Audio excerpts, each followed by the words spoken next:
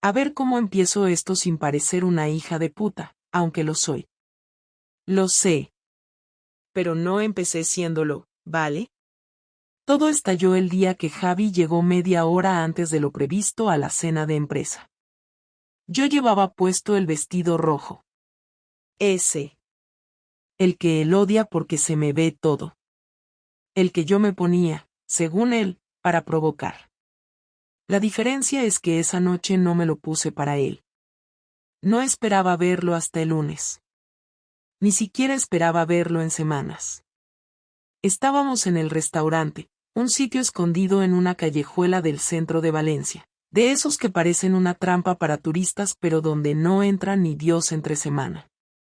Rubén estaba sentado frente a mí, sonriendo como siempre, con esa sonrisa de sé exactamente lo que estás haciendo y me encanta que finjas que no. Y yo, bueno, yo estaba jugando a algo peligroso. Un juego que llevaba semanas calentándose, como una olla a presión con la tapa mal puesta.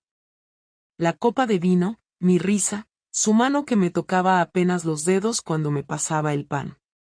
Todo era tensión, pero una tensión deliciosa. Rubén no era guapo en el sentido clásico. Era distinto. Sabía dónde tocar con la palabra justa. Y yo llevaba meses sin que nadie me hablara así.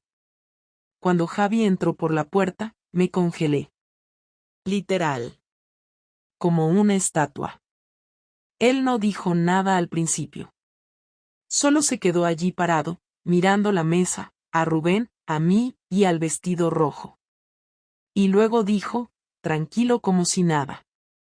¿Tú sabías que esta cena era solo para empleados? Rubén se quedó mudo. Yo intenté decir algo. No sé qué. Una excusa, una mentira, lo que fuera. Pero no hubo tiempo. Javi sacó su móvil y lo puso en la mesa. Estaba grabando desde hacía minutos. Había llegado antes, nos había estado observando desde fuera, y tenía video de sobra para entender lo que estaba pasando. No había beso, ni caricias evidentes, pero los cuerpos hablan. Y los nuestros estaban gritando. Espero que el vino esté bueno, dijo, dándose la vuelta sin levantar la voz. Y se fue. Rubén me miró y soltó, como si no supiera en qué se había metido. ¿Era tu marido? Ni siquiera le contesté. Y así empezó el final.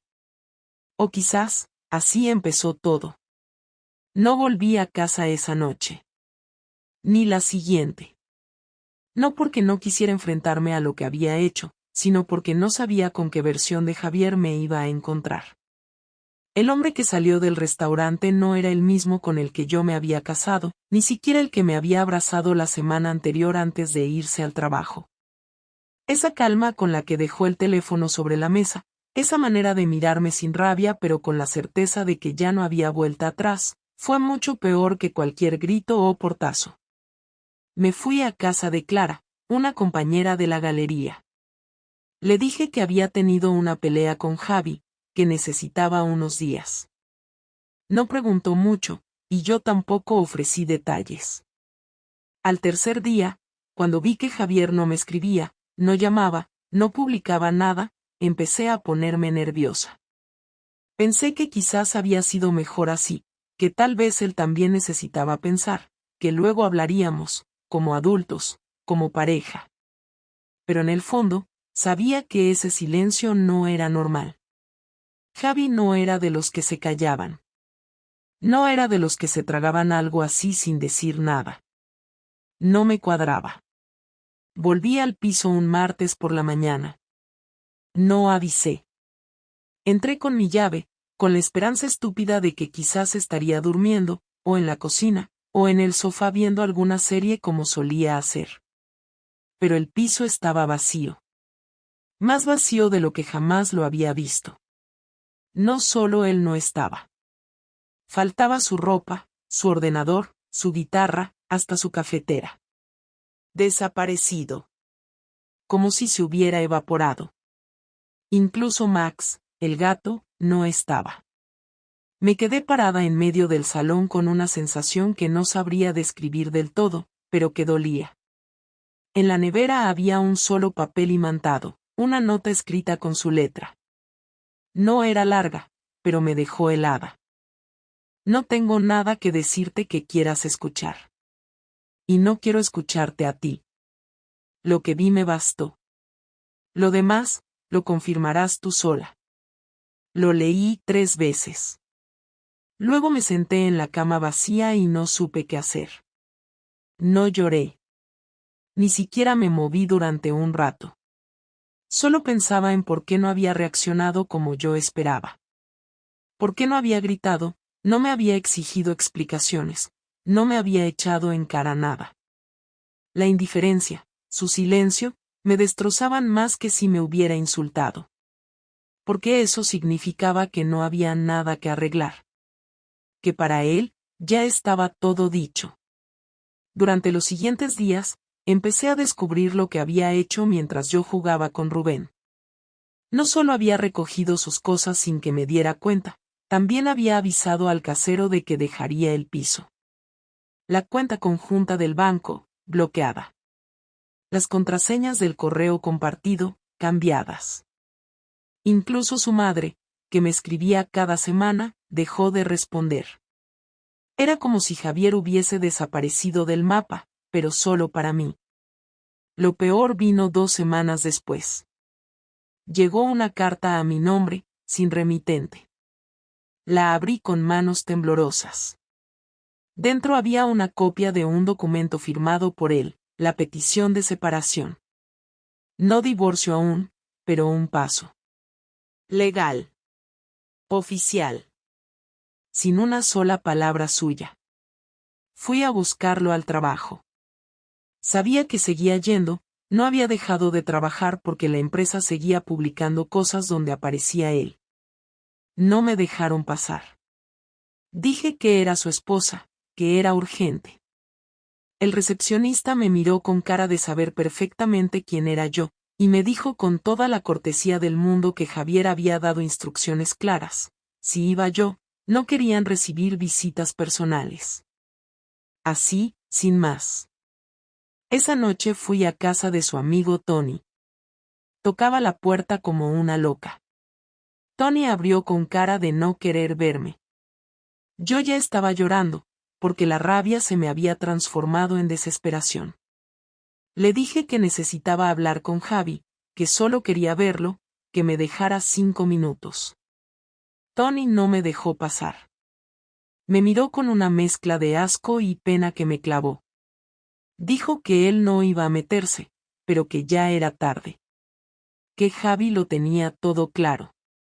Que no entendía por qué actué como actué, que todos estábamos sorprendidos, que ni él ni los demás sabían nada hasta que Javi les enseñó el video. Ahí me di cuenta, no solo me había grabado en el restaurante, lo había enseñado. A sus amigos. Tal vez a su familia. No sé a quién más. No necesitó decir nada. Solo dejó que los demás vieran lo que yo misma había provocado. ¿Y tú qué esperas, Laura? Me soltó Tony antes de cerrar la puerta. ¿Qué te abrace? ¿Qué diga no pasa nada? Él te quiso más de lo que tú misma te soportabas. Y tú lo reventaste todo por un tipo con tatuajes y frases bonitas. Pues ahora vive con eso. Me fui. Caminé sin rumbo. No sé cuánto tiempo estuve fuera. El resto de la noche la pasé en un banco del parque. Volví al piso al amanecer. El vacío seguía ahí. Y también la nota en la nevera. La leí otra vez. Y entonces sí. Lloré. Porque entendí que ya no tenía forma de frenar lo que venía. Y lo peor no era que me dejara. Lo peor era que había planeado su salida con más cuidado del que yo puse en esconder mi traición. Porque él sí pensó en las consecuencias. Y yo solo pensé en mí. No fue hasta la 3ª semana que logré encontrarlo. No porque se escondiera físicamente, sino porque me había borrado de su vida con una precisión que me dejó en ridículo. Las redes sociales cerradas, su número de teléfono dado de baja, los correos sin respuesta, y hasta sus amigos, que antes me escribían por cualquier tontería, ahora ni siquiera abrían mis mensajes. Pero cometió un solo error. Dejó una factura de su nuevo seguro médico vinculada al correo compartido que olvidó cerrar. Allí encontré una dirección en Castellón, donde parecía haber alquilado un estudio. No sabía si ir. Lo pensé 2 días seguidos, pero al final, cogí un tren y me planté allí sin saber qué le iba a decir. Toqué el timbre como si esperara que no respondiera. Pero lo hizo. Abrió la puerta sin sorpresa, como si ya supiera que iba a aparecer. No dijo hola, ni preguntó nada, solo se hizo a un lado y me dejó pasar. El estudio era pequeño, sin decoración, todo en blanco, con apenas una mesa, una cama sin cabecero, y una estantería con libros desordenados. No tenía ni televisor. Era como si viviera en pausa. Me senté en la única silla libre. Él se quedó de pie. Necesito hablar contigo, empecé. Lo dije así, directo, porque no podía permitirme titubear, no cuando ya había cruzado media comunidad para estar ahí. Javier se cruzó de brazos. Su expresión no era de odio ni de tristeza. Era esa frialdad seca que se instala cuando ya no queda emoción que salvar. ¿Hablar de qué? ¿Del tipo con el que te ibas a acostar si yo no llegaba a tiempo? Preguntó sin levantar la voz. No pasó nada, respondí sin pensarlo. Tienes razón, no pasó nada. Esa es la parte que más me jode. Porque si hubiera pasado, al menos sabría que arriesgaste todo por algo que de verdad ocurrió. Pero no, fue la intención, la forma en que lo mirabas, cómo le hablabas. No hacía falta que pasara nada. Ya estaba todo dicho. Quise explicarme, pero las palabras no me salían. No porque no tuviera excusas, sino porque todas me sonaban absurdas incluso antes de abrir la boca. Aún así, lo intenté. Estaba sola, Javi. Me sentía invisible. No estoy justificando nada, pero... ¿Invisible? Me interrumpió. ¿Sabes cuántas veces me quedé en silencio mientras tú hablabas horas de cosas que no me importaban, solo para que te sintieras escuchada? ¿Cuántas veces fui a cenas con tus compañeros de trabajo, fingiendo que me interesaban? ¿Cuántas veces te defendí cuando te gritaban en esa galería de mierda? No me vengas con que te sentías sola, porque lo que querías era atención nueva. Te aburriste de mí. Ya está. Tenías todo, y querías algo más. No me pongas como el tipo que te abandonó emocionalmente. Quise gritarle que no era así, pero lo era. No sabía qué responder. Él se sentó en la cama, cansado, como si ya estuviera harto antes de empezar. Me miró con una mezcla de tristeza y decepción, esa que duele más que cualquier insulto. ¿Lo sigues viendo? Preguntó. No, contesté, y fue la verdad. Rubén me escribió un par de veces, pero no respondí. Todo eso me parecía ya tan sucio que ni siquiera podía sostener una conversación con él. ¿Y qué esperas ahora? Me preguntó, serio. No supe responder. No sabía si quería que volviéramos, si solo quería que me perdonara, si necesitaba que me gritara para sentir que aún le importaba. Todo era un caos dentro de mí. Lo único que me salió fue decir: no quiero perderte. Ya me perdiste. Lo dijo sin rabia, sin tono de venganza. Solo con la claridad de alguien que había tomado una decisión y no pensaba dar marcha atrás. No me pidió que me fuera, pero su mirada me empujaba fuera. Me levanté y estuve a punto de decirle que lo amaba, pero me pareció que eso era burlarse de él en su cara. Me fui sin decir nada más. En el pasillo del edificio, me apoyé en la pared y respiré hondo. Por primera vez entendí que el daño ya no se podía reparar con palabras. Que no había discurso, ni llanto, ni promesa que sirviera. Porque cuando alguien te entrega su confianza entera y tú la pisoteas, no se trata solo de pedir perdón, sino de asumir que ya no tienes derecho a nada. Volví a Valencia con una calma que me asustaba. Sabía que el momento más duro estaba por venir, que su distancia era solo el principio de algo más grande. Esa noche no dormí. Me pasé horas mirando el techo del cuarto que ahora era solo mío. Y supe que lo peor de todo no era haberlo perdido, sino saber que se había ido sin odiarme. Porque el odio, al menos, deja una puerta entreabierta. La indiferencia, en cambio, no tiene vuelta. Durante las primeras semanas después de aquel encuentro, pensé que lo peor ya había pasado, que el silencio de Javier era su forma de protegerse, y que con el tiempo, aunque no volviéramos, al menos podríamos hablar. Me equivoqué. Y me di cuenta el día que me llegó la carta del banco. Estaba a mi nombre, pero dentro venía una notificación que me dejó en shock. Javier había vaciado la cuenta conjunta. No había ni un euro. Todos nuestros ahorros, desaparecidos. El detalle que más me dolió fue que no solo se los había llevado, sino que había adjuntado una declaración firmada por mí, con mi supuesta autorización para que se hiciera el movimiento. Obviamente, no era mi firma. O quizás sí, una falsificación tan buena que el banco no tenía cómo comprobar nada. Llamé de inmediato, y la respuesta fue seca. La solicitud se procesó con la documentación correspondiente y fue validada según los protocolos establecidos. Básicamente, que me buscara la vida. No entendía cómo lo había hecho, pero entonces recordé algo que me heló la sangre. Hace años, cuando hicimos una hipoteca juntos, le di acceso a todos mis documentos digitales, incluso una copia escaneada de mi DNI y mi firma. Nunca pensé que eso pudiera volverse en mi contra. Javier no había actuado en caliente. Esto no era un arrebato. Era una planificación. Fui directamente al despacho de nuestro abogado de siempre, aquel que había gestionado la compra del piso. Me recibió con la cortesía profesional de siempre, pero al mencionar el nombre de Javier, su expresión cambió. Me dijo que no podía hablar conmigo sobre nada relacionado con él. Que legalmente, ahora representaba solo a Javier, que yo debía buscarme otro abogado. Cuando pregunté si había iniciado trámites, no respondió. Solo dijo que me llegaría todo en su momento. Me fui de allí con una mezcla de rabia y miedo.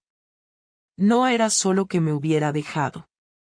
Estaba desmantelando nuestra vida común pieza por pieza y yo ni siquiera estaba pudiendo reaccionar. Días después, recibí un mensaje de mi jefe en la galería. Quería hablar conmigo urgentemente. Cuando llegué, me esperaba con una expresión dura, nada que ver con la actitud relajada con la que siempre me trataba. Me hizo pasar a su despacho y cerró la puerta. ¿Quieres explicarme por qué recibí una carpeta con tus fotos personales? Me soltó de golpe. No entendía nada. Le pedí que me explicara. Entonces sacó una carpeta marrón, con mi nombre escrito a mano.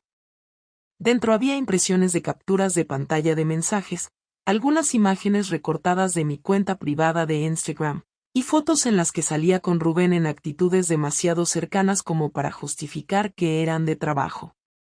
Nada explícito, pero todo con la intención de dejarme en evidencia. Esto llegó por mensajería, sin remitente.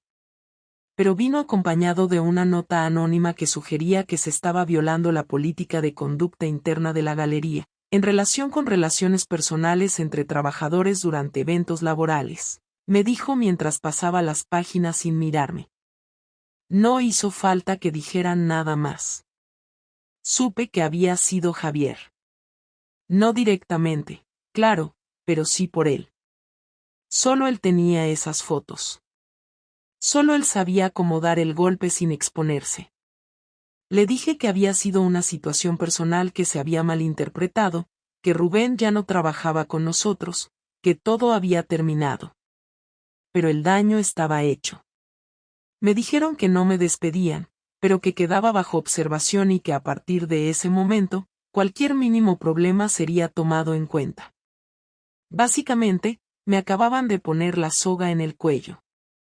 Salí de allí temblando, y no por miedo, sino por la sensación de estar atrapada en una especie de castigo medido y ejecutado con precisión. No sabía cómo se había enterado de tantas cosas, hasta que recordé que aún tenía acceso a una de mis cuentas antiguas. La había usado para guardar fotos, correos, y también tenía copia de seguridad automática de algunas conversaciones. No había cambiado la contraseña. Ni se me había pasado por la cabeza. Me sentí estúpida. Me sentí expuesta. Lo había previsto todo. Esa noche, volví al piso con una sensación que no había tenido ni siquiera cuando me dejó. Me sentí completamente desarmada. Ya no podía acudir a los sitios donde solía buscar apoyo, y ahora tampoco podía mantenerme tranquila en el trabajo. Llamé a Rubén. Le pedí que dejara de escribirme, que no me buscara más. No porque creyera que él tuviera la culpa, sino porque no podía permitirme ni una sombra más encima. Me pidió explicaciones, pero no se las di. Solo colgué. A la mañana siguiente, vi algo que me confirmó que esto no había acabado, un mensaje anónimo en mi buzón. Una hoja doblada, sin firma. En ella, impreso, había un resumen de los movimientos financieros de una tarjeta mía que no usaba desde hacía más de un año. Javier había usado esa tarjeta para pagar uno de los cafés con Rubén. No sé cómo lo había hecho, pero eso explicaba cómo obtuvo los extractos que usó para vincularme a él en la nota enviada a la galería. Todo estaba relacionado. No había dejado nada al azar. Me senté en el sofá y estuve horas sin moverme. Me había equivocado. Pensé que él me ignoraría, que se alejaría, que haría su vida. Pero lo que hizo fue otra cosa. No me gritó, no me insultó, no me tocó un pelo. Pero me desarmó delante de todos. Me dejó sin respaldo económico, sin credibilidad profesional, sin amigos en común. Me quitó todo lo que yo di por sentado mientras me deslizaba hacia el error. Y lo hizo sin levantar la voz, sin ensuciarse. Me miró una vez más y, simplemente, se fue, pero dejó el cuchillo clavado en el lugar exacto donde sabía que iba a doler más. Y yo, aún hoy, no sé si eso es peor que un insulto. Pero sí sé que es definitivo. El día que me llamó, supe que algo iba a cambiar, no porque su tono fuera distinto o más suave, sino porque lo hizo desde un número desconocido y lo primero que dijo fue que me citaba a una hora y lugar concretos, sin ofrecer explicaciones, sin dejar espacio para que dijera que no. Me pidió que fuera sola, que no llevase nada encima, y que no intentara llevar la conversación a donde yo quisiera, porque él ya había dicho todo lo que necesitaba decir. Acepté sin protestar, aunque por dentro me sentía temblando. No por miedo a que me gritara, sino por no saber si iba a terminar de romper lo poco que quedaba. Nos vimos en un bar de esos impersonales de estación, donde nadie presta atención a nadie y todo el mundo tiene prisa. Javier estaba sentado ya con un café delante. No se levantó cuando llegué, ni hizo ademán de saludarme. Solo me señaló con la cabeza la silla frente a él. Me senté. Pasaron varios segundos sin que ninguno dijera nada. Él me miraba como si estuviera evaluando si yo merecía seguir sentada allí. No quiero más reproches, dijo al fin. No vengo a escuchar explicaciones, ni a dar consejos, ni a recibir disculpas. No me interesa. Vengo a cerrar esto como se tiene que cerrar, de frente. Asentí. No iba a interrumpirlo. Me lo debía, aunque ya ni siquiera tenía claro qué cosas tenía derecho a decirle y cuáles no. Javier respiró hondo y empezó a hablar, no desde la rabia, sino desde un lugar tan firme que me costaba mantenerle la mirada. Nunca pensé que tú fueras de las que se aburre fácil, pero lo eras. Nunca pensé que fueras de las que necesita validación ajena cuando ya la tiene en casa, pero también lo eras. Me equivoqué en todo, Laura. Te construí una imagen que no se correspondía con quien realmente eres. Y no te culpo por ser así, pero sí por esconderlo tanto tiempo. No escondí nada, solo me perdí, intenté decir.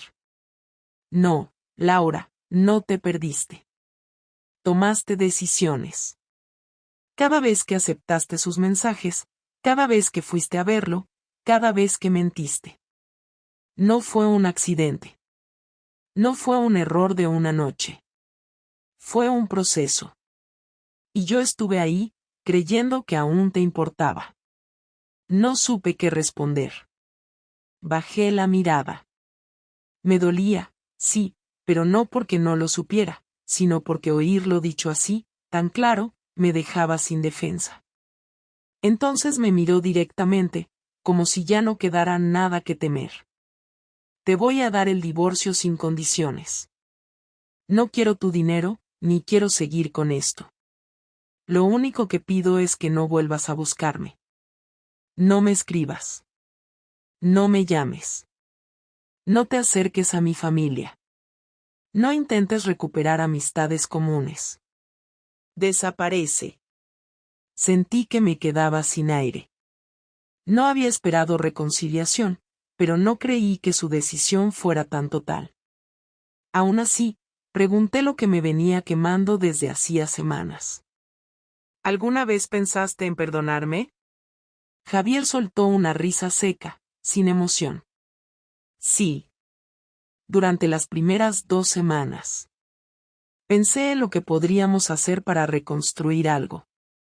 Hasta busqué ayuda profesional, por si había una forma de entenderte. Pero luego me llegó la carpeta con las fotos, los comentarios de tus compañeros, los susurros en la galería. Me di cuenta de que tú ya habías decidido antes de que yo supiera nada. Lo tuyo no fue una caída. Fue un salto. Y ahora solo estás llorando porque la caída fue más dura de lo que pensabas. No estoy llorando, dije, aunque era mentira. Me ardían los ojos, pero aguantaba. No necesitas llorar conmigo, respondió él. Llora en casa, con quien quieras. Ya no es mi asunto. Entonces se levantó. Sacó de su chaqueta un sobre y lo dejó frente a mí. Aquí están los papeles. Fírmalo. No los voy a leer otra vez. Si quieres discutir cláusulas, díselo a tu abogado. ¿No quieres saber cómo me siento? Pregunté, más como reflejo que por esperar una respuesta. No. No me importa. Y se fue. Me quedé allí sentada, con el sobre en la mano, mirando su silla vacía. No sé cuánto tiempo pasó hasta que me di cuenta de que la música ambiente del bar me molestaba, que la gente entraba y salía sin notar que yo estaba al borde del colapso. Me levanté al final, caminé como si llevara un peso encima y fui hasta el baño. Me miré al espejo. No me reconocí. Él tenía razón. No había sido una caída. Había sido un salto. Pero no creí que el fondo estaría tan lejos. Llené el formulario del divorcio esa misma noche. Lo hice en silencio, sin música, sin televisión, sin distracciones. No porque quisiera mostrarle a Javier que era obediente, sino porque era consciente de que no tenía nada más que negociar. Lo había dejado claro en esa cafetería. No quería venganza económica, no quería parte de mis cosas, no me estaba chantajeando emocionalmente. Solo quería desaparecer de mi vida con la misma determinación con la que yo, durante semanas, me había escapado de la suya en secreto. Fui al registro civil 2 días después y entregué los papeles firmados. Me tocó hacer cola con otras parejas que hablaban entre ellas, algunas con niños llorando, otras discutiendo en voz baja. Yo no dije ni una palabra. Cuando salí, no me sentí liberada, ni triste, ni siquiera vacía. Me sentí irrelevante. Era como si ya no importara nada de lo que hiciera. Pasaron días sin que nadie me llamara. Había perdido el contacto con la mayoría de nuestros amigos comunes, y mi familia, que nunca fue muy cercana, tampoco se metió demasiado. Sabían que había pasado algo, pero no preguntaron.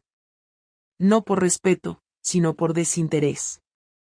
Volví al trabajo como si nada, aunque con una sensación constante de estar ocupando un lugar que ya no me pertenecía.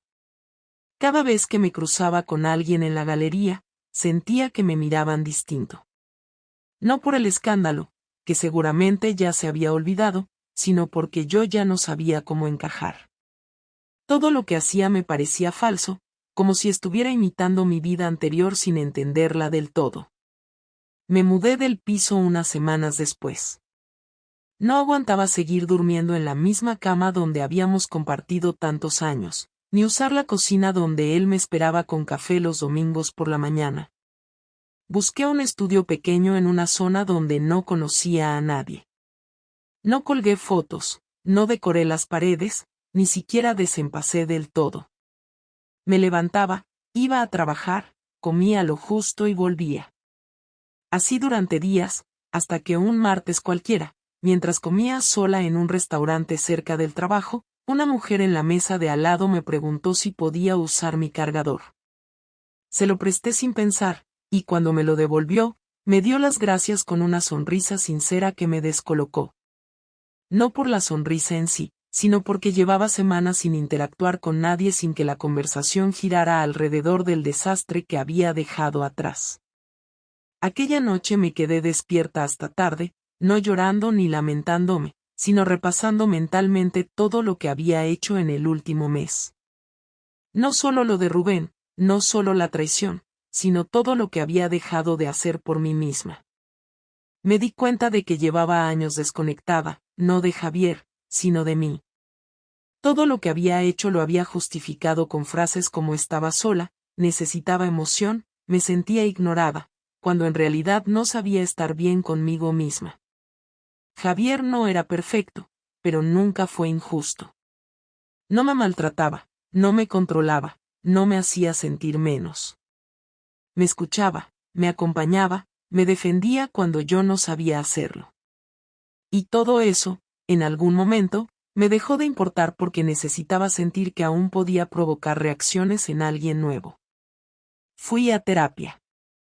No porque esperara arreglar algo o sentirme mejor de inmediato, sino porque empecé a entender que no iba a poder reconstruir nada sin enfrentarme a lo que realmente era. La terapeuta me preguntó, en la segunda sesión, si quería volver con él. Le dije que no, porque no había nada a lo que volver. No porque no lo quisiera, sino porque ya no me correspondía desearlo. Él había cruzado esa línea en la que ya no hay marcha atrás. Aceptarlo fue lo que más me costó. Rubén intentó escribirme una vez más.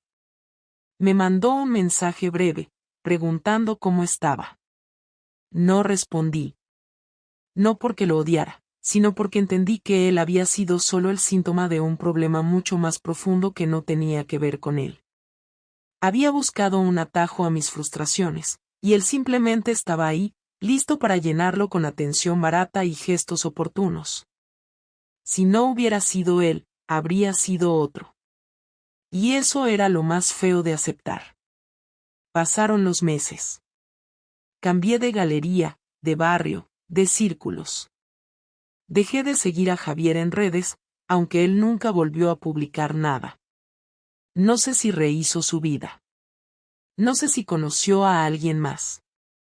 No tengo forma de saberlo, y ya no busco saberlo.